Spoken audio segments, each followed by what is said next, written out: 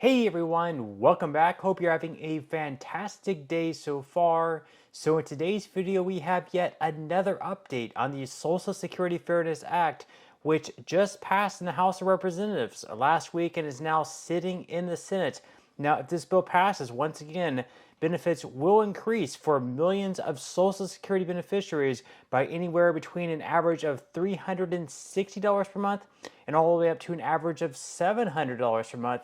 So we are going to be covering that update today. But before we go ahead and dive into it, if you would like to receive up to $9,000 in free stock or $9,000 in free cash, in a pinned comment below, I will be leaving a link to Webull. All you have to do is once you click on that link is just sign up for a free account and then simply deposit at least 1 penny. At that point in time, Webull will be sending you 3 free stocks worth all the way up to $9,000. Okay, so diving right into it for today, before we go over that update on the Social Security Fairness Act, which would increase benefits for millions of beneficiaries, first off, we are going to be going over the payments that were dropped today, deposited into certain bank accounts of Social Security. Nothing special here, just the usual payments that would be going out to certain beneficiaries depending on your date of birth. So according to the U.S. Sun, Social Security payments are sent out multiple times per month based on a predetermined schedule. Retired Americans, individuals with disabilities, and those whose spouse or parents died receive the money once monthly depending on the beneficiary's birthday.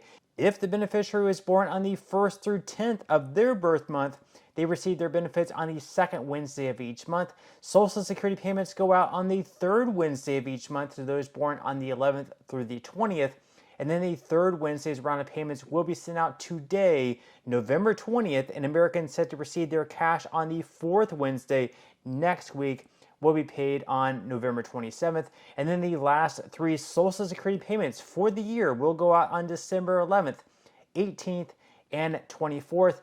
And for those of you receiving SSI benefits, you are not going to be receiving a December 1st payment because December 1st is going to be falling on a Sunday. Instead, you'll be receiving a payment on Friday, November 29th.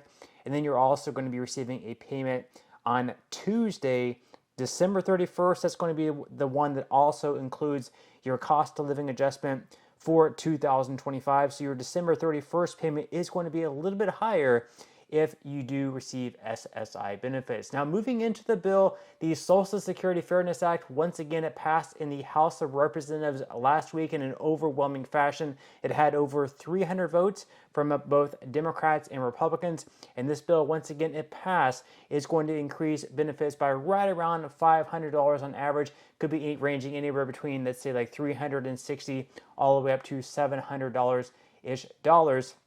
So according to USA Today, Senate has 6 weeks to vote to lift Social Security for public workers. Will it? So public sector workers are on tenterhooks, hoping sometime in the next 6 weeks the Senate will pass a bill to allow them to receive Social Security benefits they feel they're entitled to. Last week, a bipartisan majority of the U.S. House passed the Social Security Fairness Act to eliminate the windfall elimination provision and the government pension offset, which reduced Social Security benefits for certain retirees who also receive pension income. The bill now awaits a Senate vote for a chance to become law, but only has until December 31st before it dies. Now, the reason for that is because December 31st is going to be the last day of this Congress, starting on January 1st, and in January of 2025, that is when the new Congress is going to be coming in. So back on November 5th, whenever you went out to vote, of course, we had the results. We're going to have an entire new House of Representatives.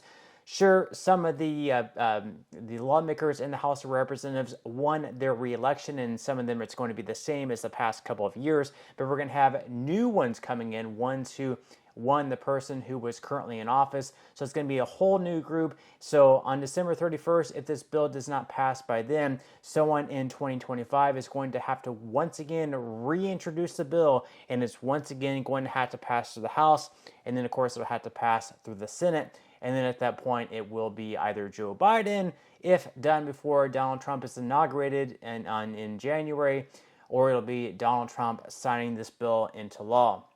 Now, the article goes on to say that together, WEP and GPO affect nearly 3 million Americans, including police officers, firefighters, postal workers, and public school teachers.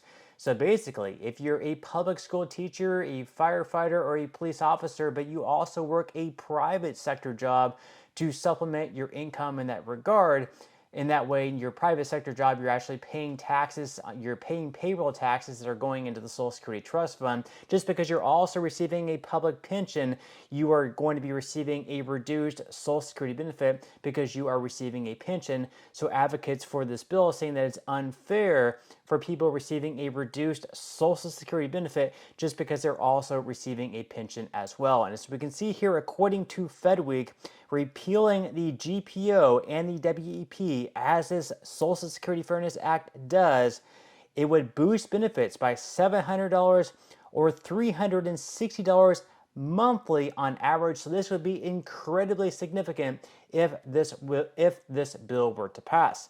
Now, that's the main question here. Will the Senate pass the Social Security Fairness Act? Well, Senate Majority Leader Chuck Schumer hasn't yet brought the act to a vote and only has until year end to do so, said the Senior Citizens League, a nonpartisan seniors group. Otherwise, the bill dies and lawmakers must start over with a new bill. So basically at this point, if the bill does not get sent to the floor for a vote, we have Chuck Schumer and only Chuck Schumer to blame for this bill failing to pass in the Senate, and people looking for this bill to pass, the people that it would help out. You had the person to blame right there, because in the Senate it actually does have 62 co-sponsors. They would need 60 yes votes. Right now they have 62 senators signing on to this bill saying they would absolutely vote in favor of it if it does get put on the floor for a vote. Now, the article goes on to say here that USA Today reached out to Schumer to see if he had planned to bring the bill to a vote and had not yet heard back by the time of this publication. The bill does have 62 bipartisan Senate sponsors, as I just mentioned, more than the 60 votes needed to end a filibuster and pass the legislation.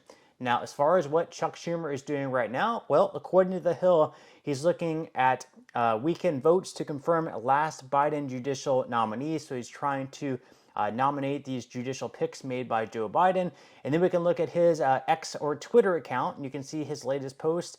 As of filming this video 51 minutes ago, he said this Senate will keep working to confirm more of President Biden's excellent judicial nominees. So it seems like that's going to be his priority, at least for now.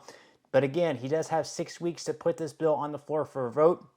I would be getting a little bit more concerned if it's the middle of December and this bill is still not on the floor. Not really sure what's going through his head. I went through his entire Twitter account, at least through the last couple of weeks since this bill has passed, and he has not made mention one thing about this bill. I really hope that the media and everyone presses to him about this. Why aren't you putting this bill on the floor for a vote? They have plenty of time, but whether or not they actually put use to it, we will have to wait and see. But leave your thoughts and comments below. I would definitely love to read them as always. That's all we have for today's video though, but I will see you in the next one.